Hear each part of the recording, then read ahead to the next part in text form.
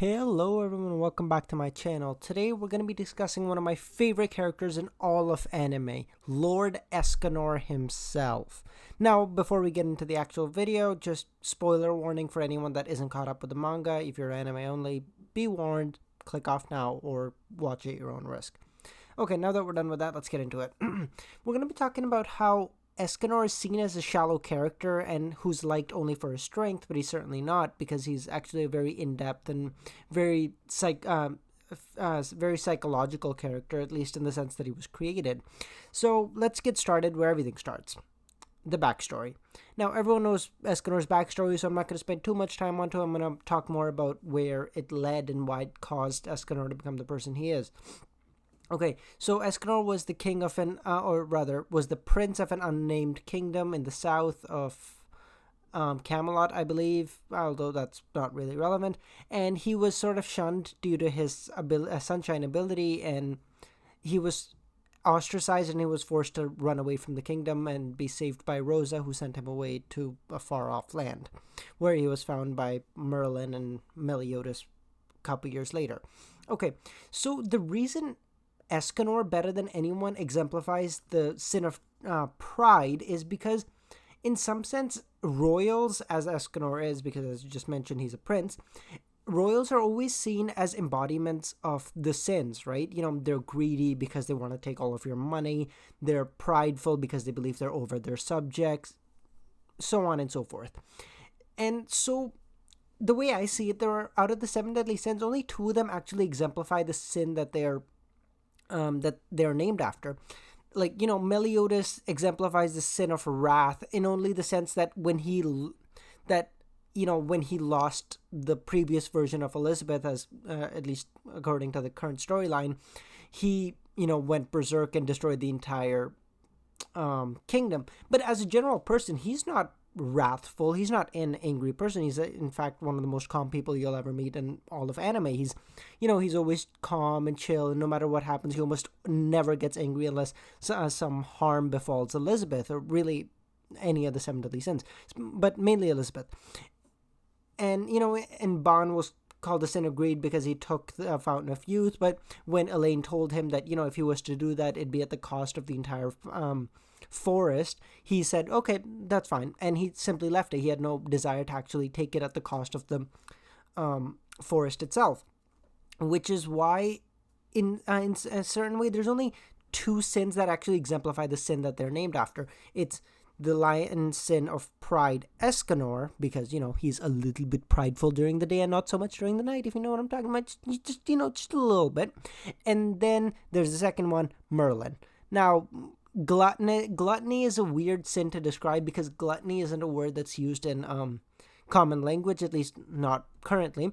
And gluttony is, I suppose, similar to in greed. However, it's just the infliction that's used upon them. Greed is often referred to more to money and material possessions, whereas gluttony is more about immaterial objects like knowledge, as at least that's the one that's exemplified the best by Merlin, because she put that eternal spell on herself, like as in the sense that she doesn't age, because she wanted to gain all of the knowledge in the world, and she realized that the only way to do that is if she was immortal, because you can't die at 80 and somehow have gained all of the knowledge of the world, because that ain't gonna happen. And so these two are the only ones that really exemplify the sin that they're named after. And so let's just talk about Escanor because that's what the video is about. I'll maybe make a video about Merlin later, but we'll see where that goes. So pride is referred to as the greatest of the seven deadly sins, or the deadliest of the seven sins, because at least in some sense, all of the other six sins come from pride. Like, take greed. You believe that you are worthy of more than the person beside you because you're prideful about yourself. You believe that you are greater than the person that exists beside you, and therefore you are deserving of more than he is or she is. And, same thing with lust and same thing with gluttony, and you can sort of see what I'm referencing here. And so in that sense, it makes sense that Escanor is obviously the strongest of the seven deadly sins. At least, you take away Meliodas at the very end, where he becomes true demon Meliodas, and even then the one can defeat him, except when he becomes the demon king, essentially. So at that point, he's the strongest of the seven deadly sins, which makes sense because pride is the strongest of the seven deadly sins. And then you think about it. The reason Escanor is the pride sin, is because all of his emotions were repressed when he was a child. He, as a royal, was destined to be prideful, to be greedy, to have much more at his disposal than he would ever be able to use in a lifetime, right? Like a current day billionaire. They have more than they could ever use, but that doesn't make them greedy, but whatever. So getting into it, he all of that was taken away from him. He wasn't able to take his birthright in some sense. He wasn't able to take, the wealth that should have been at his disposal. He wasn't able to lead a kingdom that should have been at his disposal as being his birthright because he was a prince. And so basic psychology states that whenever you repress something, it comes back with aggression, a lot more aggression than it would have shown if you were to let it out when it originally came. And so all of his,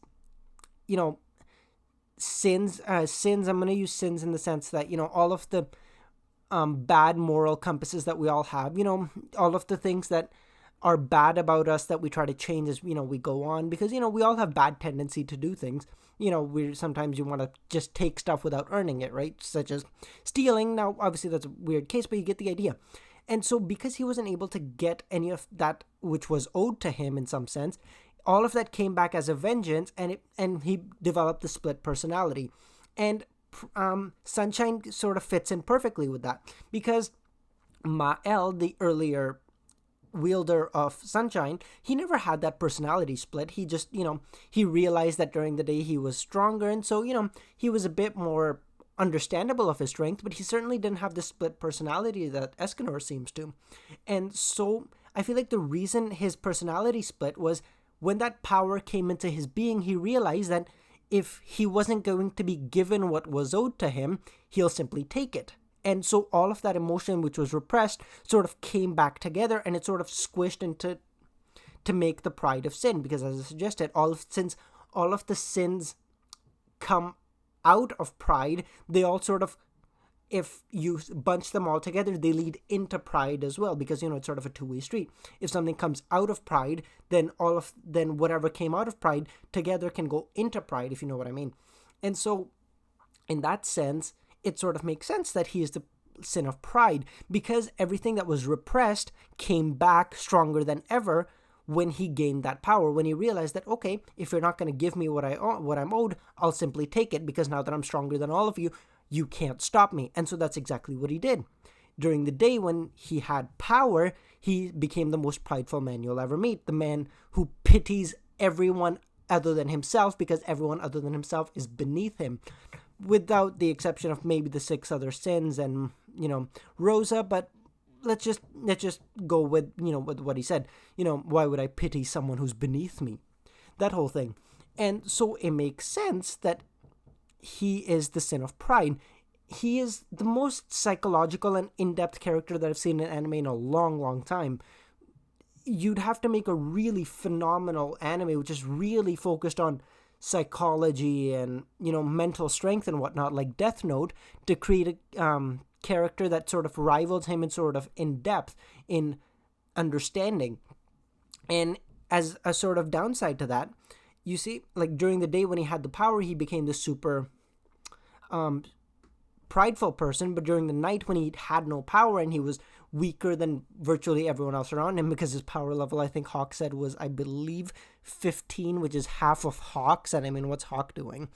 So you see my point, that so during the night when he was weak, he sort of became burdened by everything that he had done during the day. During the day, he wouldn't feel sadness as to what he did. He wouldn't feel sadness as to how he acted upon others or what he destroyed or whatnot, because he simply felt, okay, well, I'm just going to take what is mine and whatever isn't mine, because I can do what I want, because you can't stop me. And during the day, during the night, he realized that he has to be more caring, he has to be much more calm, he has to be much more rational, because he doesn't have the strength to uphold the things that he did during the day. So, and the thing is, you sort of see that it's more of a psychological thing and not sort of something that comes with the power Sunshine itself, because I earlier, before reading onto the manga, I hypothesized that really it was just a side effect of sunshine, that that's just because it's such a strong power, there's sort of a downside to it, and the downside is that you get a psychological split in and of itself. But that doesn't true, because as I stated, Mayal didn't seem to have that problem. And so the problem would lead you to believe that it's sort of an Escanor problem, not a sunshine problem. And so it makes sense, as I stated, that the reason is because he simply has to cope with the fact that during the night he has no power, and he sort of has to, be kind and be much more compassionate than he would have to be during the day, when he simply had the strength to do whatever he wanted, and there's no one who could tell him otherwise. Because, okay, you tell Escanor not to do that, what's he going to do? He's going to beat your face in. Okay, okay. I mean, what are you gonna do with someone who's stronger than any human that has ever existed in the history of the world? What was it? I believe during the first and earlier part of the second season of the anime, Zaratraz was hyped up to be the strongest human that ever existed, and I was like, okay, Zaratraz came back to life. What did he do? Zaratraz couldn't do anything. He wasn't of the same caliber as any of the Sins, at least not in the later part of the series. He was an utter joke. So now you're starting to see that Escanor is this really in-depth character made by psychology, because if you do not render onto Caesar what is his, right? And if you don't render onto Caesar what is his, he'll just bloody take it. And that's exactly what Escanor does, at least during the day, but not during the night, because weakness, what's he gonna do? And so yeah, that's sort of my in-depth Escanor psychology evaluation, I suppose. I don't know what this is going to be titled whenever that happens. This video has been going on for a long time. I've been doing research for this video for a long time.